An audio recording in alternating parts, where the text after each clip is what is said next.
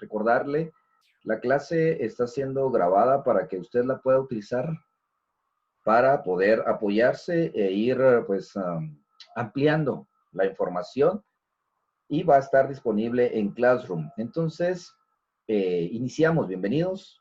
Vamos a hacer pues la participación, ¿verdad? De cada uno de ustedes. Y pues ya saben, activar su cámara, por favor, para poder pues tener ese contacto visual y pues también ir participando, ya que pues la clase de hoy es precisamente con su participación. Vamos a realizar precisamente un análisis sobre la Revolución de 1944. ¿Qué es lo que nos ha dejado de positivo, de negativo, esta revolución? Si hemos avanzado, se están cumpliendo estos pactos que hasta cierto punto se hicieron en aquel entonces. Ok, entonces, por favor, todos activen su cámara para poder tener este contacto visual con usted y pues poder observarle también para poder participar dentro de la actividad que tenemos hoy, que precisamente hoy esta clase pues tiene la ponderación, ¿verdad? Por su participación. Entonces, para que usted lo tome en cuenta, que esto pues tiene un valor de 10 puntos, ¿sí? Ya la otra actividad que tenemos en cuanto a Berché y el TLC entre 7 países, pues tiene una ponderación de 5 puntos. Entonces, el participar hoy, pues le va a garantizar tener esta ponderación. Ok, vamos entonces y vamos a dar una breve introducción acerca de este tema, ¿verdad? Para que pues podamos ir entrando ya en contexto y ver de qué es lo que vamos a platicar y pues también escucharle, ¿verdad? Que se hace importante el poder conocer su opinión. Este documento, pues usted recordará, está desde la semana pasada en Classroom, donde usted precisamente, pues, se apoyó de él para poder analizar ciertos aspectos. Esto es en relación a la revolución de 1944. Entonces, acá usted pues pudo haber analizado y pudo haber leído cuáles fueron los inicios que marcó la revolución de 1944. El origen de esto pues se debe a una situación de incomodidad social. Estaba ya la sociedad pues bastante incómoda con las decisiones presidenciales que en aquel entonces pues se estaban marcando de manera favoritista hacia lo que eran las empresas multinacionales, ¿sí? A las extranjeras, ¿sí? Entonces, acá, pues esto estalla porque pues estaba sumida la población guatemalteca a una situación de miseria, de despojo de tierras. Entonces, recordemos que acá la Fruit Company era la responsable de apropiarse básicamente del territorio guatemalteco. Claro, con el permiso de los presidentes en aquel entonces, quienes fueron precisamente un gobierno tirano, el de Jorge Ubico, que pues marcó esta situación bastante violenta en Guatemala, pues también surgieron movimientos cívico-militares a esto, pues en reacción a las decisiones tomadas por este personaje, ¿no? Entonces sí se hace bastante complicado el hecho de que la sociedad guatemalteca se haya levantado en contra de este gobierno. Luego entonces esta situación, pues hay una prolongada agonía económica en lo que es Guatemala. La dictadura de Jorge Ubico, pues que duró de 1931 a 1944, usted lo recordará, dio seguimiento al estrangulamiento de la economía nacional para servir a las empresas estadounidenses.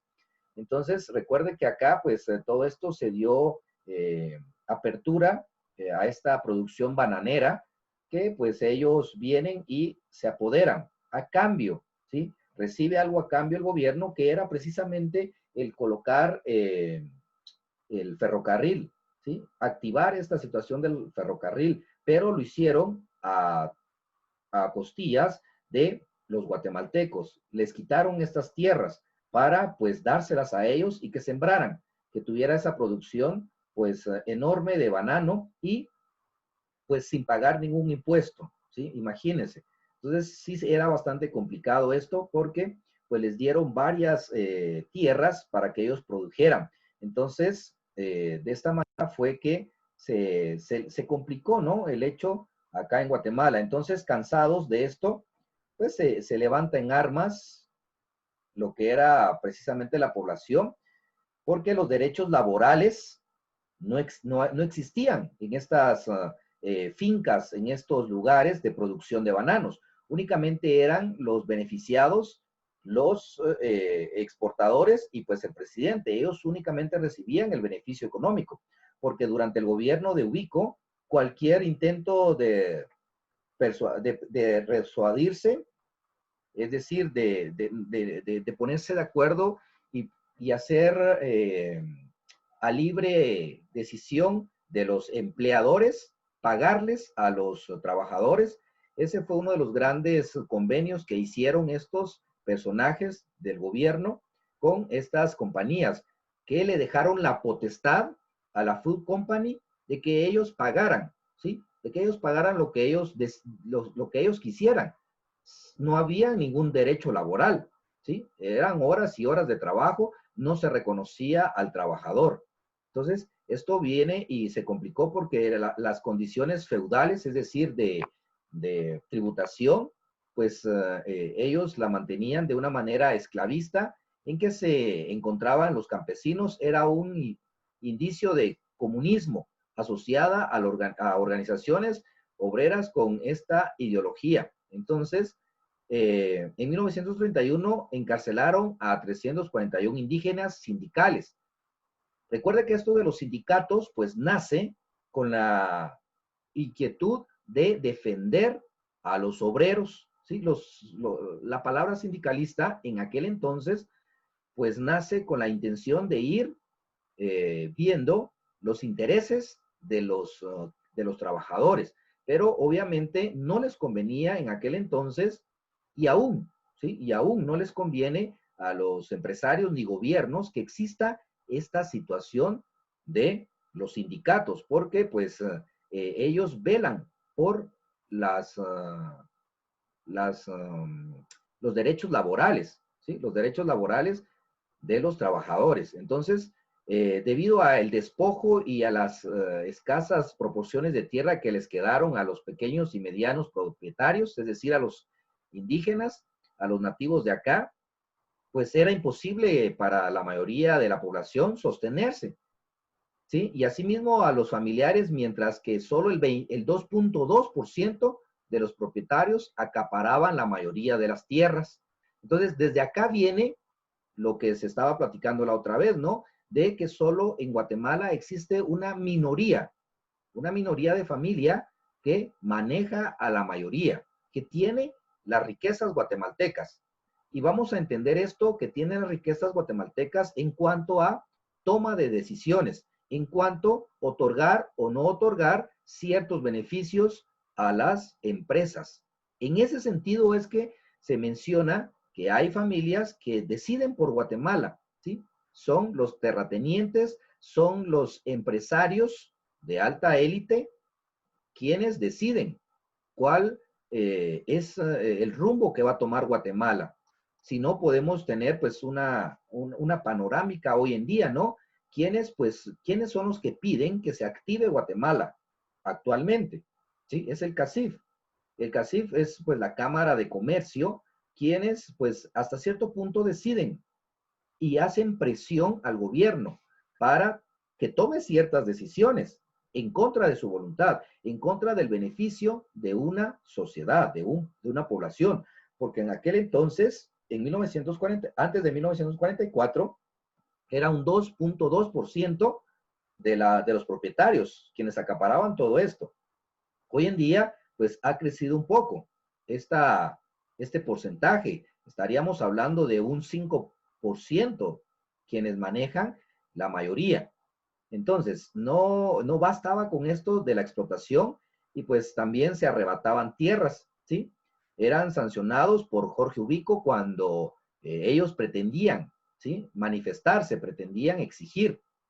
Entonces, también la educación fue restringida en este periodo. porque pues la mayoría de los guatemaltecos era analfabeta, ¿sí? Era un analfabetismo tal que pues viene y se hace un censo, y en este censo pues se marca que el 72.2% de la población era analfabeta en 1944. Y obviamente, imagínense, 72% de analfabetismo. Hoy en día, ¿será que ya hemos superado ese 72%?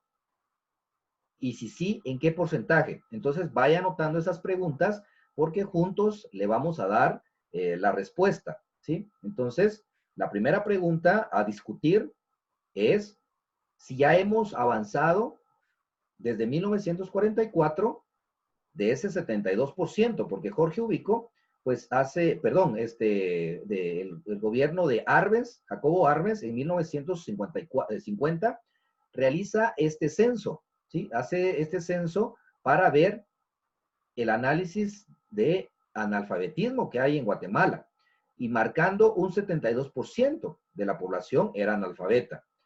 Ya hemos avanzado, la pregunta es, ¿ya hemos avanzado de 1944 a la fecha? ¿Ya hemos bajado ese índice de analfabetismo? Ok, es primera pregunta. Y espero que ya la haya notado para que usted le dé respuesta. Ya le voy a dar el momento para que usted lo haga. Luego de esto, pues las medidas de tiranía eran de Jorge Ubico y Manuel Estrada Cabrera. Pusieron de manifiesto su desprecio hacia los sectores mayoritarios, a quienes impedían acceder a una mejor calidad de vida, para que continuaran sirviendo a los intereses de las clases dominantes. Entonces, a ellos, actualmente, al gobierno, y aquí va la otra pregunta, ¿sí?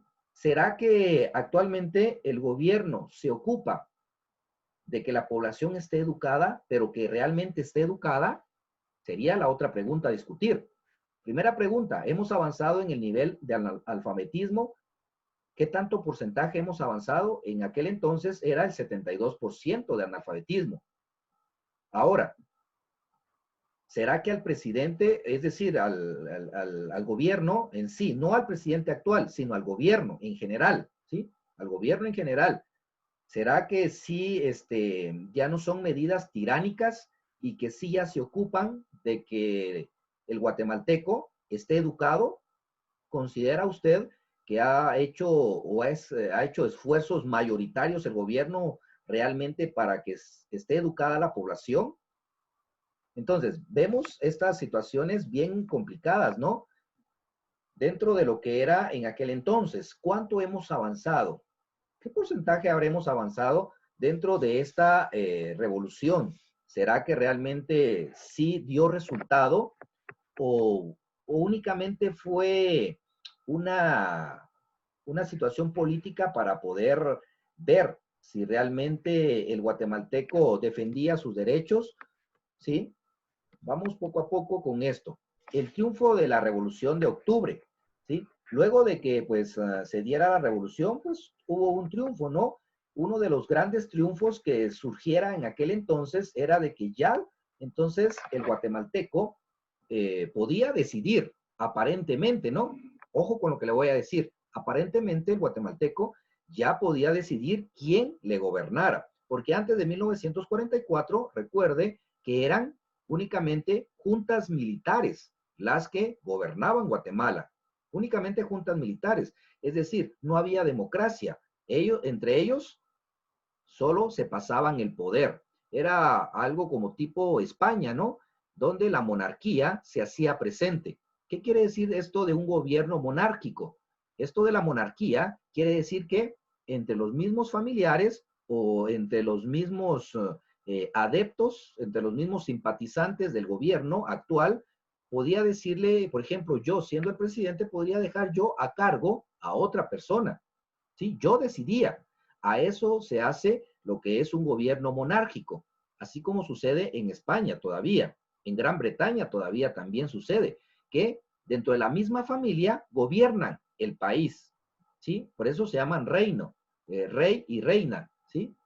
Entonces, ellos, por ejemplo, ellos ya no quieren gobernar, ellos deciden a quién van a dejar en su puesto. Eso es un gobierno monárquico. Aquí en Guatemala, pues no estábamos muy lejos de eso en aquel tiempo de 1944, porque los militares decidían quién gobernaba, quién seguía el mando. Y obviamente le daban el gobierno o le daban el mando a alguien de su confianza para que no los persiguiera, para que no los encarcelara. En aquel entonces no existía lo que hoy en día existe en algunos casos, ¿no? Que perseguían a los corruptos. Antes había corrupción, pero no era perseguida, porque entre ellos mismos quedaban. Entonces, un triunfo de la Revolución de 1944 es precisamente que ya había democracia, ¿sí? Entonces, acá el movimiento estudiantil surge con la Universidad San Carlos de Guatemala. Desde aquí entonces viene ya esto de la huelga de Dolores, que así le manifiestan ellos, ¿no? Pero a unos 10 años atrás, un poquito más, acá en Guatemala se ha desvirtuado completamente esa idea de huelga, ¿sí? Porque ahora pues es una situación de destrozos, es una situación que ha perdido credibilidad, ya únicamente son intereses políticos, ya pues desafortunadamente esto se ha manchado con la política, lo que es la huelga de Dolores, pero bueno, ese es otro tema, pero acá uno de los grandes triunfos fue precisamente eso, ¿no? Ya también había derechos laborales.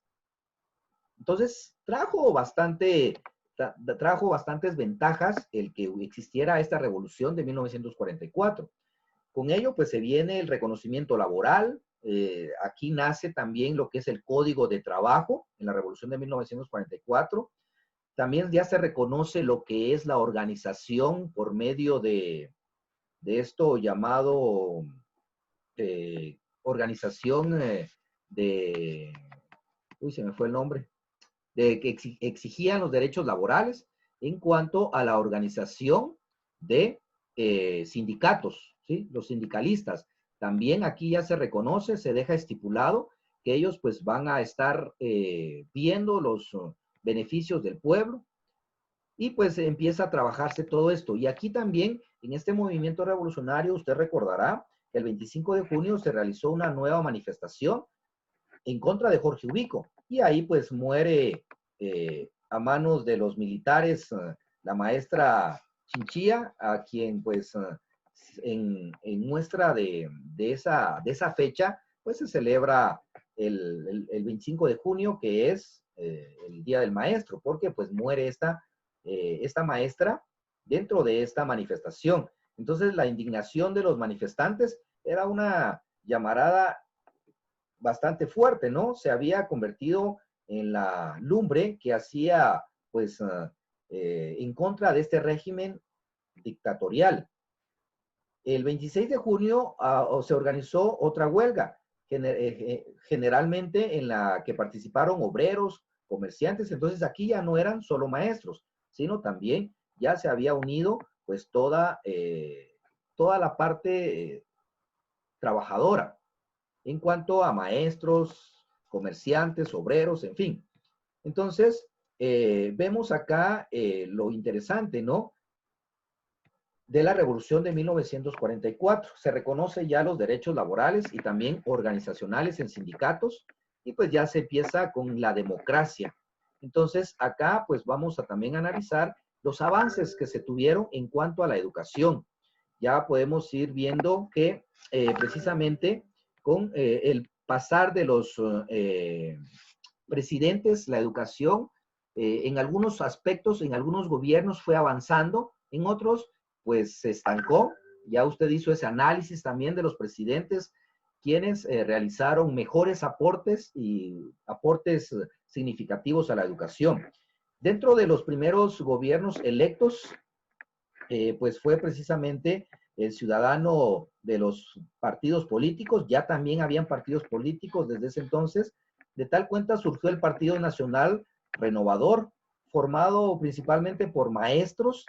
Al frente, pues, estaba popular precisamente los estudiantes y profesionales. Entonces, aquí es donde se empezó ya a manifestar la organización ciudadana en cuanto a profesionales y el primero propuesto fue por Juan José Arévalo Bermejo como candidato presidencial. Entonces, acá la población había protagonizado una nueva etapa en la historia del país en la que podría decidir quién sería su gobierno. El movimiento cívico-militar del 20 de octubre, pues hace precisamente al derrocar al último a la última dictadura del liberalismo, es decir, pues los gobiernos militares, permitió que el pueblo pudiera organizarse en partidos políticos, sindicatos, asociaciones, gremiales y culturales. En estas, pues evidencia, ¿no?, que se tuvo este avance. Entonces, el presidente Juan José Arévalo Bermejo, acá, pues, como les manifiesto, ¿verdad?, surge el Código de Trabajo. Y aquí en esta fotografía que usted puede observar, pues precisamente se ve que está firmando el documento legislativo que establece los derechos y obligaciones de los trabajadores ante el Estado, ¿sí? Entonces, esto fue un gran avance porque, pues, este presidente Juan José Arévalo Bermejo, obviamente, gobernó después de toda esta lucha que tuvieron. Y él fue precisamente un maestro quien llevó a grandes avances a Guatemala, ¿sí? Entonces, pues en él se depositó la confianza. Y pues estuvo Juan José Arévalo Bermejo, asumió la presidencia del periodo 1945 a 1951. Entonces vemos acá lo interesante que este presidente realizó, pero tuvieron bastantes avances interesantes. Luego de esto, entonces, veamos cómo usted visualiza precisamente la posibilidad de ya contar con estos cambios de 1944. Entonces, resolvamos las preguntas que le había lanzado al inicio. Ya hemos avanzado en cuanto al analfabetismo de 1950, que se hizo este censo luego del derrocamiento de Jorge Ubico. Hemos avanzado en ese porcentaje del 72.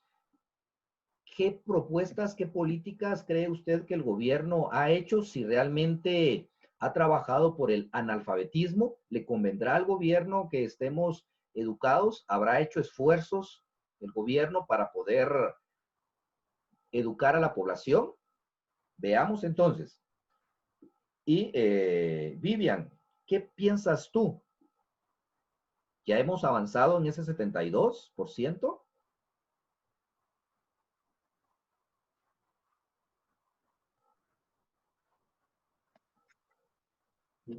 Pues la verdad yo creo que no se ha avanzado de tal manera porque, digamos, en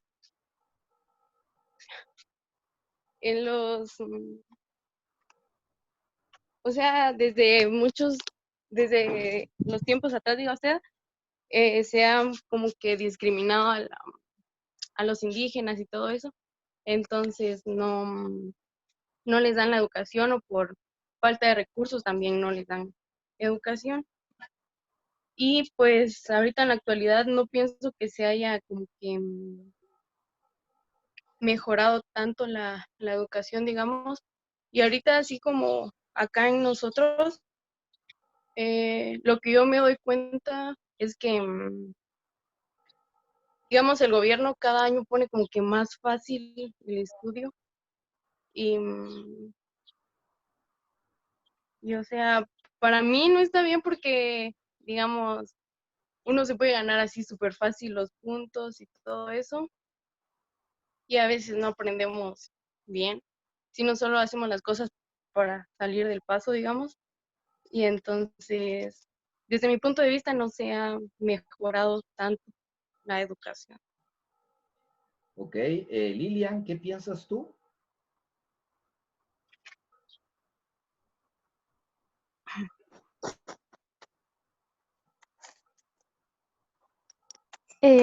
Bueno, hasta la fecha, tal vez un 80% de las personas sí saben leer y el 20% que hace falta son los que no pueden ni leer ni escribir, porque muchas personas saben leer, pero a la vez no pueden escribir, o unas pueden o escribir así poco, diga usted, y leer se les dificulta, entonces investigué y sí un 20% son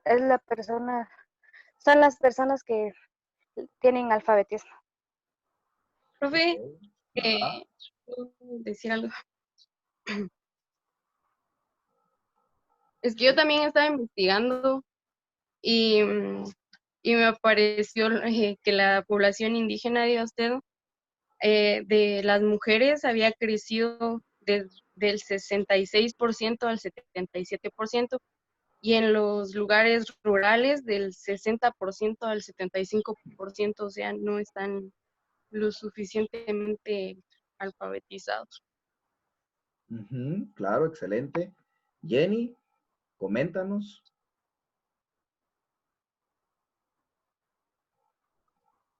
Bueno, además que todo lo que yo pienso es de que sí, ya ha habido un cambio, más porque, como usted nos había comentado, antes no era un requisito, o sea, sí era un requisito de que supieran leer y escribir. Entonces, pues la mayoría siento yo que en ese entonces no tenían los recursos o cosas así. Y pues ahora sí, más que todo, es un derecho de que tengan que estudiar y creo que la mayoría sabe ya leer o escribir ciertas cosas. Entonces, sí. Ujú.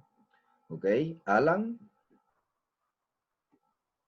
Bueno, a mi punto de vista, yo siento de que sí, ya hemos avanzado o estamos en un 80%, como decía Lilia, porque antes sabemos que había mucha discriminación, entonces un 50% o un 60% sabía leer de las familias que eran, así como decir, ladinas, pero las culturas mayas y demás no sabían leer ni escribir. Entonces yo siento de que sí, tal vez ya avanzamos un 8% más de lo que era en ese tiempo. Ok, Vanessa. Como decían mis compañeros, tal vez sí se ha avanzado un poquito, pero no es mucho porque la verdad, así como decía Vivian, tal vez algunos no tienen la posibilidad o algo así de poder estudiar y entonces no pueden. Y bueno, yo así como conozco una señora que ella no sabe leer y ya es grande, entonces como que se ha ido avanzando, pero muy poquito. Ok, ¿qué piensan actualmente como les decía, no del gobierno actual, porque todavía es muy prematuro para poder decir si avanzamos, no avanzamos, pero de los gobiernos de que ustedes recuerdan, vamos a retroceder en los últimos 3 periodos, ¿sí? Desde lo que es Alfonso Portillo, ¿sí? Porque es más o menos la época que usted pudo o puede recordar, ¿no? ¿Cree usted que desde esa época de Alfonso Portillo hemos ido avanzando en educación? ¿Se le ha puesto atención en este ámbito educativo? Lilian.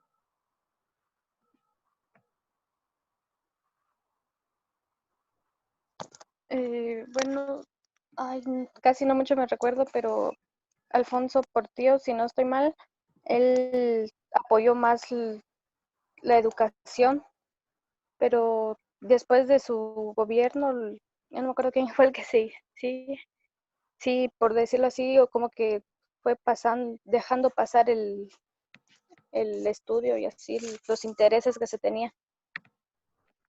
Ajá. Ok. Alan, ¿qué piensa usted? ¿Avanzamos? ¿O cómo ve usted el panorama educativo actual?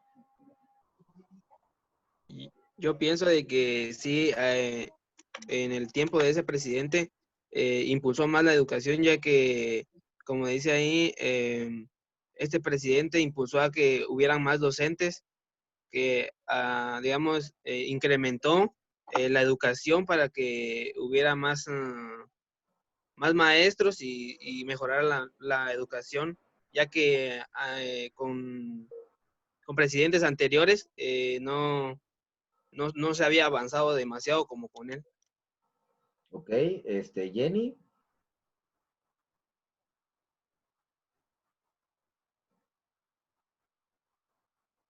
Jenny, ¿me escuchas?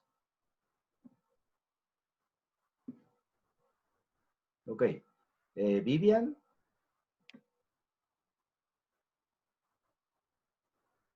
No, no están por... Vanessa.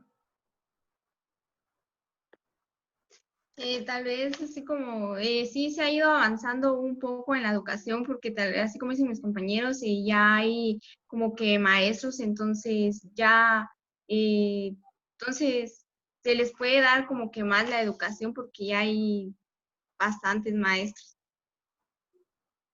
Ok, entonces es bien importante que nosotros tomemos en cuenta, ¿sí? Ya con esto pues vamos ya dando la conclusión. Pueden haber buenísimas políticas, ¿sí?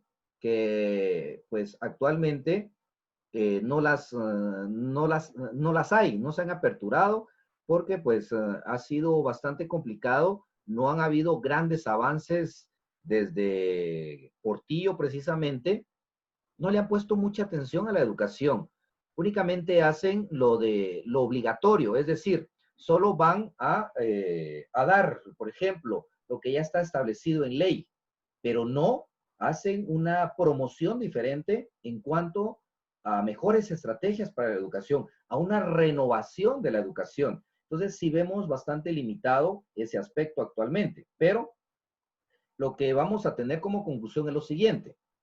Pueden haber políticas magníficas como las que hubieron con Juan José Arévalo Bermejo, que pues fue uno de los presidentes más recordado en cuanto a lo que es la educación.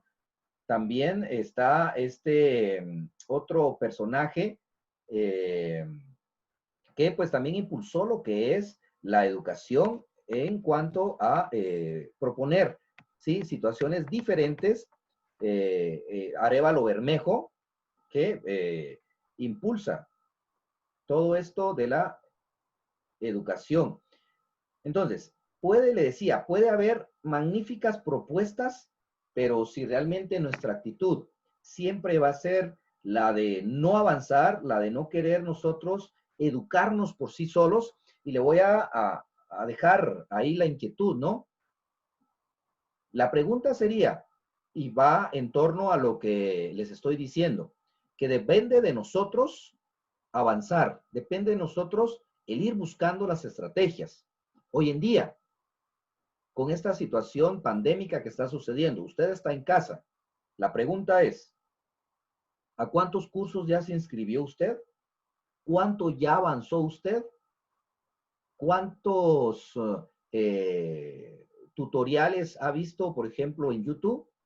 ¿Ha aprovechado de manera adecuada la tecnología que está a su alcance hoy en día? Les decía la otra vez, hoy no nos podemos quejar es que no hay tiempo, es que hay mucho que hacer. Hoy en día estamos en casa, las 24 horas. ¿Qué tanto ha avanzado usted en conocimiento? ¿O solo nos hemos limitado a aprender lo que estamos aprendiendo ahorita? ¿O hemos buscado otras herramientas de aprendizaje? ¿Sí?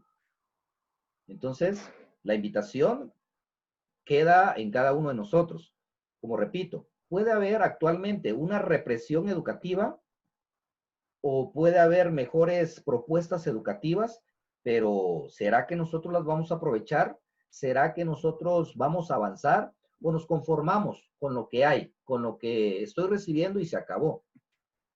Entonces, básicamente, eso es lo que tenemos que hacer. Solo nuestra actitud es la que nos va a salvar del analfabetismo, nos va a salvar de las crisis, nos va a salvar de gobiernos que actualmente están nefastamente gobernando, ¿sí? Esto es un patrón que se repite, pero ¿debido a qué? Debido a un desinterés del guatemalteco, debido a una situación cómoda del guatemalteco. No quiere avanzar el guatemalteco, ¿sí? Es falta de actitud por parte nuestra. Por eso le decía, ya hemos aprovechado el tiempo, ya nos hemos de repente, hoy en día se han liberado miles y miles de cursos, ¿sí? Miles de cursos en Internet, que antes pues había que pagar una enorme cantidad para recibir ese material. Hoy en día es muy fácil poder aprender diversidad de temas, de tener diferentes estrategias. tarde o temprano el conocimiento que uno adquiere le sirve. Entonces, la invitación es precisamente a que sí aprendamos de la historia, de la revolución, lo que sucedió, pero avancemos, vayamos avanzando. ¿Y cómo vamos a avanzar? Con nuestra actitud, ¿sí? Tenemos que tener esa actitud de irnos quitando esa parte de analfabetismo que tenemos. Sí, porque somos también nosotros actualmente analfabetas, por ejemplo. Recuerde que analfabetismo es desconocer de algo, no es solo saber leer o saber escribir. Eso no me hace a mí alfabeta. Alfabeta me hace a mí conocer. Somos bastante analfabetas en muchas circunstancias. Por ejemplo, yo soy analfabeta en aviación. No conozco de aviación más que lo básico, ¿sí? Entonces, tenemos que ir educándonos de mejor manera y tener esa actitud. Claro, aprovechar todos los recursos que están, pero si no existen esos recursos, yo entonces propiciarlos, buscarlos, generarlos. De eso se trata la educación. No esperar, ¿sí? No esperar, sino accionar. Eso es lo que hace un maestro. Eso es lo que tiene que hacer usted y yo. Tenemos que hacer, generar, no esperar, ¿sí? Ok, entonces, jóvenes, un gusto poder compartir con ustedes esta clase. Espero que hagan su resumen. Ahí en Classroom les voy a subirlo. Obviamente por la tarde ya va a estar disponible la clase para que usted la pueda descargar. También va a estar su material de la siguiente clase. ¿Sí? Ok, nos vemos en una Profe, próxima. una ¿Sí? pregunta, una pregunta.